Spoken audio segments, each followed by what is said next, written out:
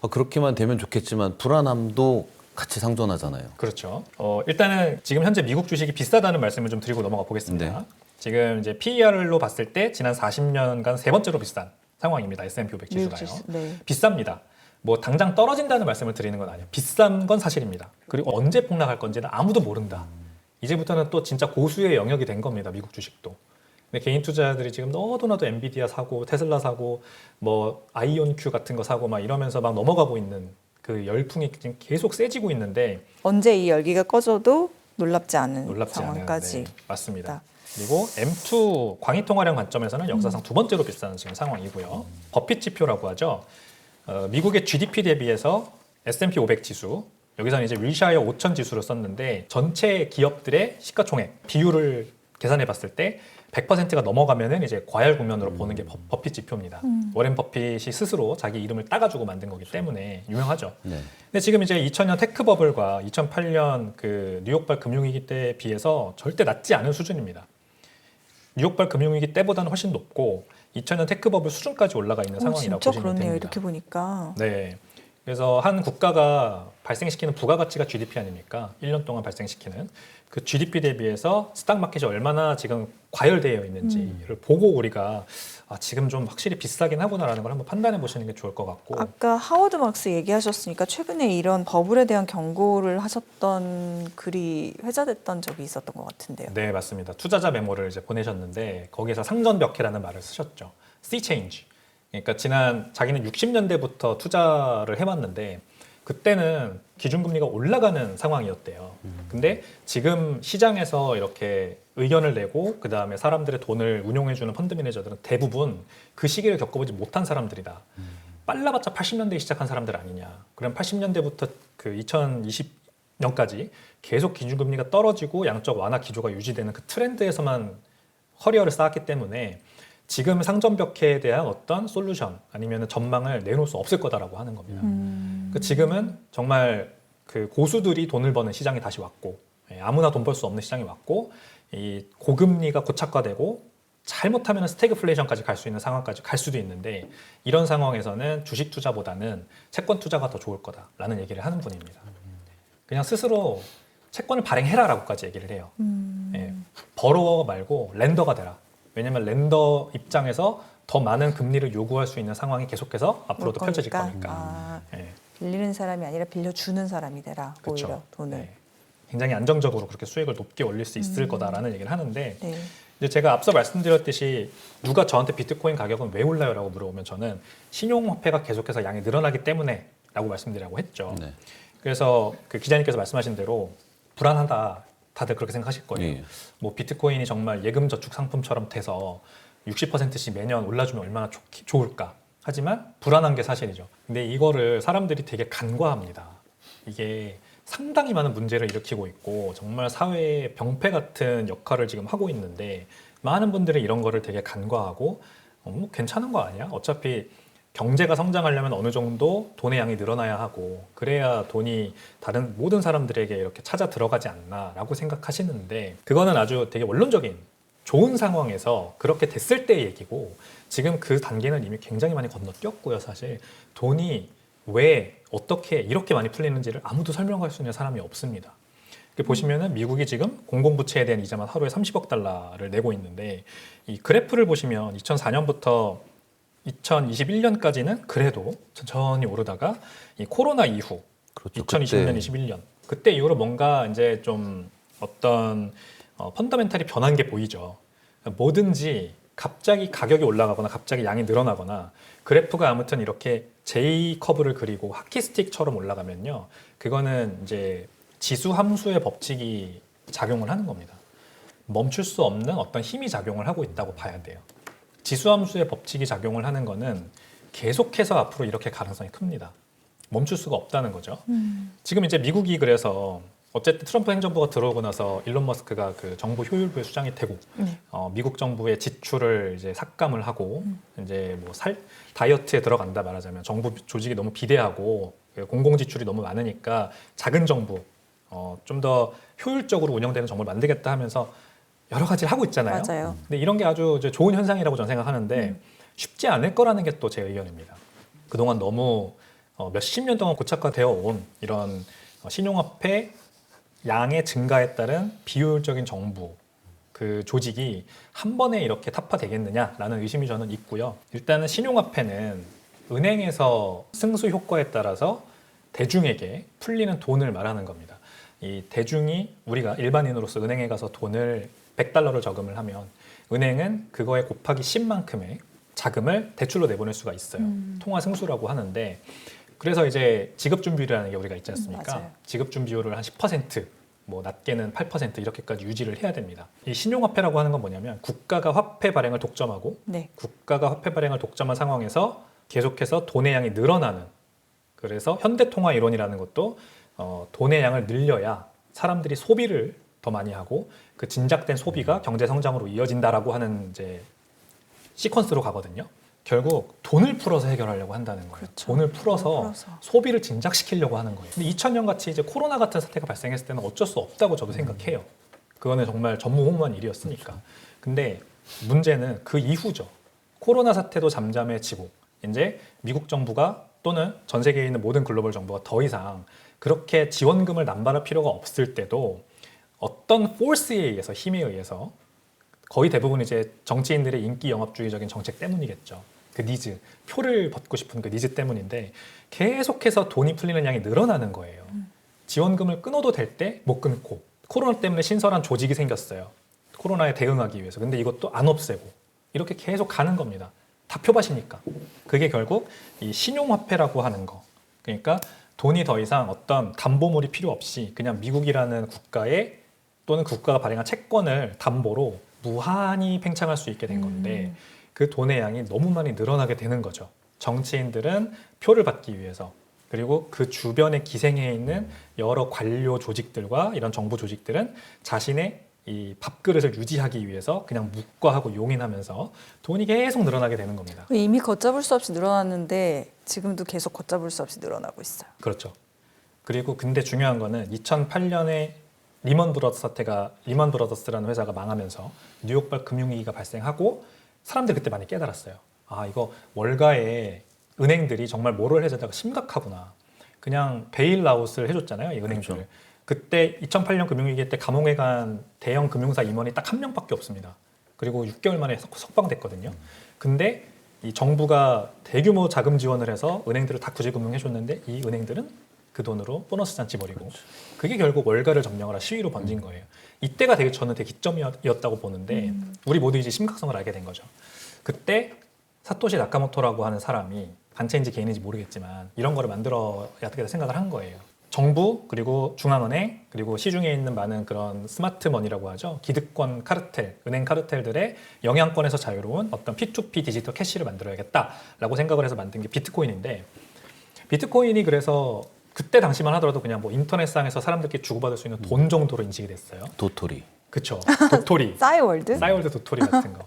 근데 되게 재밌는 게 그렇게 인식됐던 비트코인이 약간 가치 저장 수단으로서 기능을 하기 시작을 한 겁니다. 왜? 신용화폐가 너무 빨리 늘어나는 거예요. 2008년에 늘어나고 그 많은 문제를 발생시키고 약간 잠잠해질 줄 알았는데 오히려 그때부터 이 그래프에서도 보이듯이 더 많은 전 세계에 있는 중앙은행들이 주요국 중앙은행들이 더 많은 돈을 풀고 선진성 공약을 남발하게 된 겁니다. 그러니까 비트코인 가격이 막 올라가는 거예요. 왜? 비트코인은 투명한 공급 스케줄을 가지고 있기 때문에 상대적으로 너무 불투명하고 언제 어디서 양이 늘어날지 모르는 이런 법정화폐, 신용화폐보다 훨씬 믿을 만한 자산으로 인식이 되기 시작을 한 거죠. 그래서 비트코인은 가치 저장 수단이다. 이제는 더 이상 P2P 디지털 캐시가 아니라 가치 저장 수단으로서 각광을 받기 시작했는데 여기에서 더 재밌는 거는 돈이라는 거는 원래 가치 저장 수단을 가져야 돼요. 그 돈의 역사를 보시면 돈은 항상 민간한테 원래 선택받아 왔거든요. 어떤 국가가 독점해서 화폐를 발행했던 거는 지난 50년밖에 역사가 되지 않습니다. 좀 더 가면은 뭐 한 70년? 근데 그 전에 수천 년의 인간의 역사에서 돈은 항상 민간한테 선택받아 왔어요. 그러면 우리 인간들은 뭘 선택했냐면 가장 가치 저장 수단으로서 그 역할이 센, 가장 확실한 그거를 경화라고 합니다. 하드머니. 그렇게 부르거든요. 근데 지난 수천 년 동안 금이 그래서 우리한테 안전자산이라는 인식을 얻을 수 있었던 거는 그 누구도 금이 아무리 비싸지고 아무리 사람들이 찾아서 막 수요가 늘어나도 마음대로 공급량을 늘릴 수 없는 자산이라는 게 드러났고 입증됐기 때문이에요. 경화. 경화. 금은 경화입니다.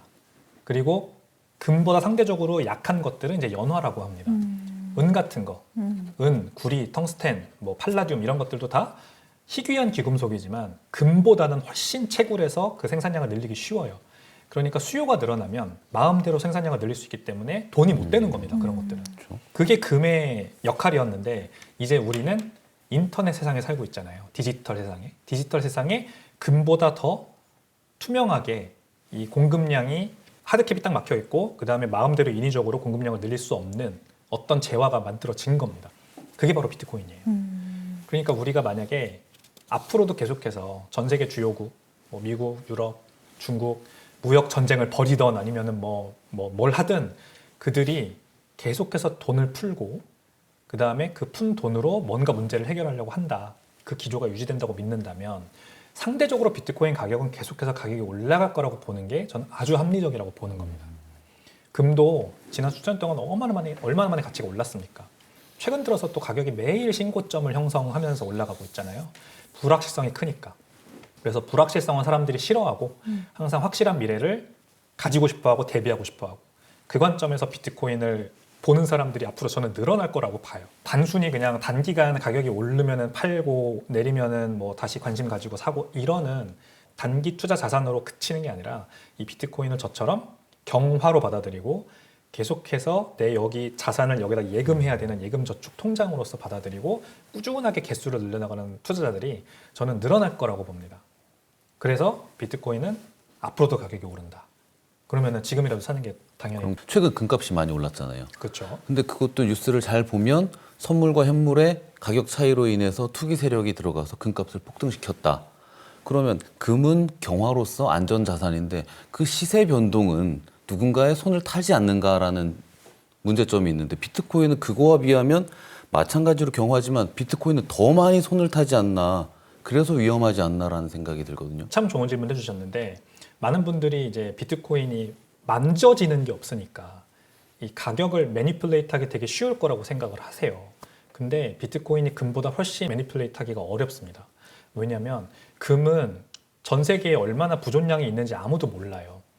심지어 나와 있는 금의 양이 얼마인지도 정확히 아는 사람이 없습니다.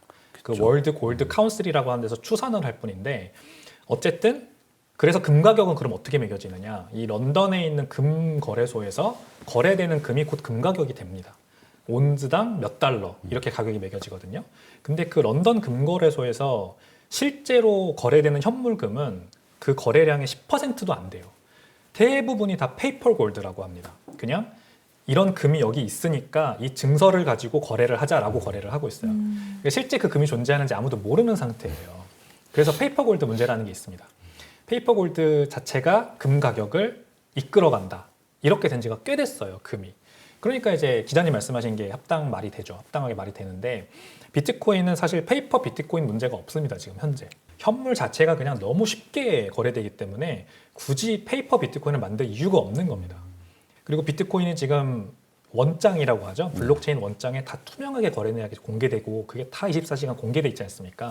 그래서 누가 비트코인을 가지고 있는지가 다 드러나는데 물론 신원이 드러난다는 건 아닙니다만 그 거래 패턴과 어떤 그 가지고 있는 양으로 봤을 때 개인 투자자들이 가지고 있는 비트코인의 보유량이 전체 발행량의 70%예요. 그리고 지금 매일 비트코인 산다고 연일 뉴스에 나오는 마이크로 스트래티지 같은 기업들이 그래봐야 2%입니다. 이제 47만 개, 48만 개 가지고 있다고 하는. 그리고 ETF가 3, 4% 정도.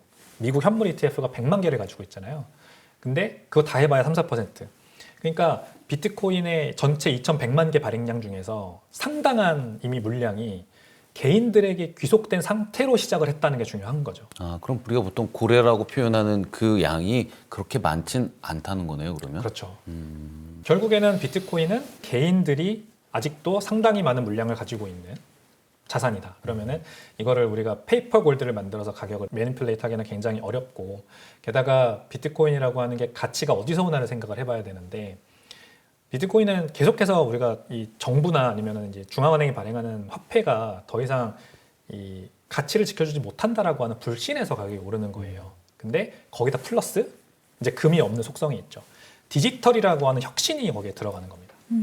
디지털 어떤 전 세계 모든 뭐 IT 관련된 산업을 봤을 때 돈이 디지털화된 적은 한 번도 없었어요. 그러니까 우리가 핀테크라고 하면 일반적으로 뭐 지금 하고 있는 은행 거래, 금융 거래에서 조금 편의성을 제공하는 게 다지 돈 자체가 사실 이렇게 디지털 세상으로 넘어온 적은 없었거든요. 근데 이 비트코인은 최초로 돈이 디지털화되는 게 가능해진 거예요. 그래서 이거는 혁신입니다. 하나의. 은행들만 해도 내 주거래 은행, 그다음에 인터미디어리 은행도 한 개만 있는 게 아니라 두 개, 세 개만 이렇게 거쳐가고 그다음에 이제 상대방 수취인 은행까지 가고 거기에서도 또 은행이 뭐 주말에도 문 안 열죠. 뭐 5시 지나면 문은 닫죠. 이런 여러 가지 비효율을 우리가 다 극복을 하고 지금 돈 거래를 해야 되는 거거든요. 사실 여기에 너무 익숙해져 있다 보니까 그냥 불편한지 모르고 쓰는 거예요. 근데 비트코인은 그냥 인스턴트, 그 즉시 그냥 장부에서 바로 최종 결제가 돼버립니다. 가치 저장 수단으로서 비트코인이 충분히 많은 사람들에게 받아들여지고 어떤 특정 임계점을 딱 지나잖아요. 그러면은 이제 돈의 경화의 속성 중 두 번째, 거래의 대상, 물물 교환의 매개라고 하죠. 그 역할로 저는 넘어갈 거라고 생각해요. 아 진짜요? 물물 교환의 매개도 될 거라고 생각하세요? 될 거라고 생각합니다. 비트코인으로 거래하는 사람들이 늘어날 거예요. 화폐로서 화폐로서 기능을 하는 거죠. 민간 화폐로서. 저는 자영업자들이 이 역할을 할 거라고 보는데 제가 최근에 돈가스 집에 갔는데 비트코인으로 결제를 한번 해봤습니다. 제 유튜브 채널에도 콘텐츠 하나 올렸는데 그 사장님은 비트코이너예요. 저처럼. 근데 비트코인으로 결제를 받으면 10%를 깎아줘요. 그러니까 사 먹는 사람 입장에서는 어떤 점이 장점이냐. 일단 비트코이너로서 사장님을 응원하게 되는 마음, 그래서 나 비트코인 결제해줄게 라고 하는 마음이 하나가 있고 두 번째 할인받을 수 있고 그 두 가지 장점이 있는 거잖아요. 그래서 저는 자영업자 드리븐 비트코인 이코노미가 반드시 실현된다. 아직 영상 찾아보지 않았는데 간단해요? 되게 간단합니다. 할 줄만 하면 되게 간단합니다. 어떤 앱이 있는데 그 앱에다 비트코인 담아가서 그 사장님이 이제 QR코드를 보여주세요. 그러면 그거를 스캔하면은 바로 넘어갑니다. 에어드랍처럼. 끝. 그러면은 굉장히 혁신적인. 그런데 전 의아해요. 이해가 잘 안 갑니다. 왜냐하면 자, 그 돈가스가 1억짜리 돈가스라고 쉽게 생각을 해보면 오늘 가서 1비트코인으로 1억짜리 돈가스를 사 드셨는데 내일 1비트코인의 가격이 1억 5천만 원이 됐어요. 그러면 그 돈가스를 1억 5천만 원에 사 먹은 셈이 되는 거잖아요. 얼마나 아까워요. 네, 그렇죠. 이 변동성이라는 것 때문에 그래서 비트코인이 거래 대상으로 쓰기에는 이 변동성의 폭을 좀 줄여야 되지 않을까. 그래야지만 실제로 화폐 기능을 한다. 이렇게 얘기들을 하는데 그 부분은 어떻습니까? 그러니까 굉장히 테크니컬한 설명을 해주신 건데 테크니컬리 말이 안 되긴 합니다. 좀 100% 동의. 그 비트코인으로 뭔가 이 실제 일상생활에서 결제 수단으로 쓴다는 거는 아직까지는 요원해요. 가치의 변동이 굉장히 이렇게 큰 재화를 가지고 거래를 하는 건 불편하고 말이 안 되죠, 사실. 근데 제가 말씀드리는 거는 특정 임계점이 지나면 충분히 많은 사람들이 비트코인을 가치 저장 수단으로 받아들이고 나면 가격 변동성도 굉장히 제한적일 거고 그 다음에 사람들이 그 정도의 가격 변동성을 충분히 감내하고 쓰게 될 거라는 겁니다. 왜냐하면 어차피 장기적으로 가치가 상승하기 때문에 예를 들어 내가 지금 쓰는 사람이에요, 비트코인을. 그러면 썼어요. 그러면 내일 가격이 오르면 배 아프잖아요. 네. 근데 어차피 또 떨어진다. 그럼 그때 사면 된다. 어차피 비트코인 가격은 장기적으로는 우상향하기 때문에 내가 이거를 가지고 돈 거래를 하는 게 부담스럽지 않은 거죠. 그 테크니컬리 이렇게 샀다 팔았다 한다는 게 아니라 이걸 가지고 있는 내 입장에서 봤을 때 저 사람도 돈을 벌고 나도 돈을 버는 그런 비트코인 경화의 세계에 들어가 살게 된다. 이렇게 인식을 하게 된다는 거예요. 그러니까 돈의 양이 충분치 않을 때 우리는 이제는 인플레이셔너리한 세상이 아니라 디플레이셔너리한 세상에 살게 될 겁니다. 이런 얘기하면 경제학자분들이 아마 뭐 난리를 치실 텐데 물가가 오르는 세상이 아니라 물가가 내려가는 세상에 살게 될 수 있어요. 돈의 가치가 상승하니까 서비스와 재화의 가치가 내려가는. 그럼 우리는 정말 저축만 잘하면 돼요, 그때는. 그리고 오히려 더 건강하게 경제가 커나갈 수 있는 세상에 좀 온다고 보거든요. 그래서 비트코인으로 작은 뭐 일상생활 결제를 할 때까지는 상당히 많은 시간이 아직 남았겠지만 일단은 그 전에 가치 저장 수단으로서 많은 사람들이 거기에 저축을 해야 됩니다. 그 단계가 아직 남아 있습니다. 그러면 저도 여기서 질문. 가치 저장 수단으로서 아까 비트코인이 경화라고 말씀하셨는데 최근에 금하고 비트코인이 달리 가는 거는 그거는 최 기자가 얘기한 선물 현물 그 차익 거래 때문일까요? 그것도 있고요. 어떻게, 비트코인은 그 말씀드린 것처럼 혁신 IT 뭐 성장주의 내러티브가 아직도 많이 있기 때문이죠. 많은 비트코인에 투자하고 있는 많은 분들이 뭐 나스닥 100 지수 한 3배 ETF에 투자하는 느낌으로 그 정도 관점으로 비트코인을 담으신 거죠. 그렇기 때문에 요즘같이 이제 불확실성 크고 트럼프 입에서 무슨 말이 나오냐에 따라서 막 줄렁줄렁하는 그런 상황에서는 비트코인에 못 가는 겁니다.